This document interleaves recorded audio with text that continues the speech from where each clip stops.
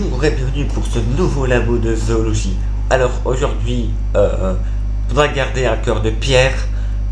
Il faudra faire peur à nos ennemis, parce qu'aujourd'hui on va parler des gargouilles. Alors les gargouilles, comme nous y pensons, on imagine souvent des têtes dépassant des façades de bâtiments très anciens. Et d'ailleurs, ça veut dire aux gouttières, leur gueule s'écoule des eaux de pluie.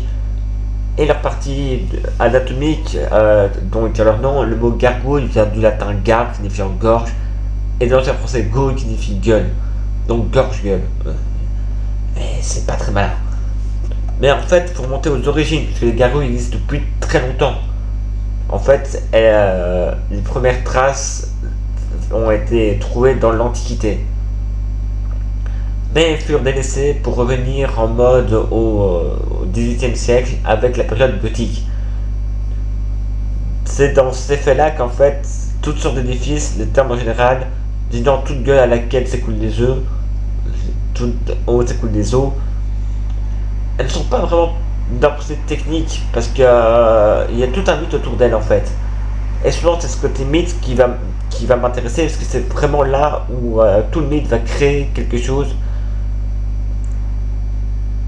Et même ça va faire un procédé inverse, ça va créer quelque chose d'énorme, alors qu'à la base ce ne sont pas issus d'aucune légende en fait. Et oui, les gargouilles ne sont issus d'aucune légende. Enfin, les légendes sont venues par la suite, pas au moment où c'était créé.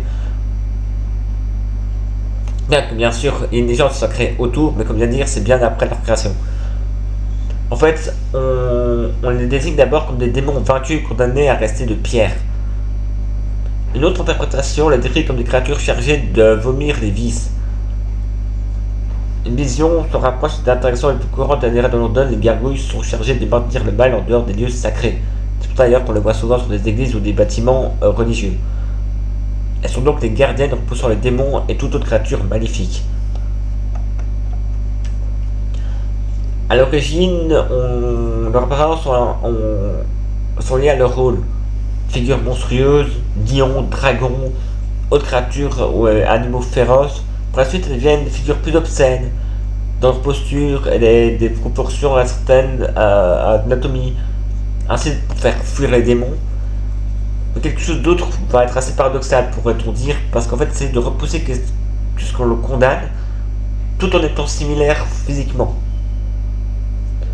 Comme on dirait, c'est combattre le mal par le mal, le feu par le feu. D'autant que pendant l'Antiquité, on pensait que faire rire les démons pouvait les repousser. Donc c'était assez étrange. Malgré le fait qu'on ait donné un mythe aux gargouilles et qu'elles ne viennent d'aucun récit, il existe avant une légende sur l'une d'entre elles. On raconte que tout près de la Seine, dans un marais vivait un terrible dragon qui déversait des flots tuant de nombreuses personnes. Celui qui va devenir Saint-Romain, à l'époque c'était un prêtre avant de devenir évêque, mais déjà réputé pour plusieurs miracles accomplis, va donc aider les habitants, à condition que quelqu'un l'accompagne. Tous les habitants, bien sûr pas fous, refusaient, sauf il y a un condamné à mort qui n'avait rien d'autre à perdre, dans tous les cas il allait mourir. Devant cela, Romain lui promit la vie sauve s'il réussissait leur mission. Ils se rendirent donc au repère du monstre. Le monstre leur menaça la gueule ouverte. Prêt à déverser les eaux, Romain prononça quelques incantations et fit signe de croix, terrassant la bête instantanément. Donc comment, voilà, c'est un truc religieux donc on va respecter. Il l'a mis ensuite au bûcher. Cependant la tête et son cou ne brûlèrent pas. Ainsi les habitants la mirent au rempart de la ville. Et on dit que la nuit, sous les rayons de lune, la tête du dragon reprenait vie. C'est assez. On trouve dans l'animation, dans Gargoyle, et bien sûr dans le bossu de Notre-Dame 1 et 2. Dans les vidéos, dans Clash Royale, dans World of Warcraft, dans Dante Inferno, on en trouve dans beaucoup de textes médiévaux. Sur ce, c'est la fin de ce labo, je vous dis à très vite. Ciao!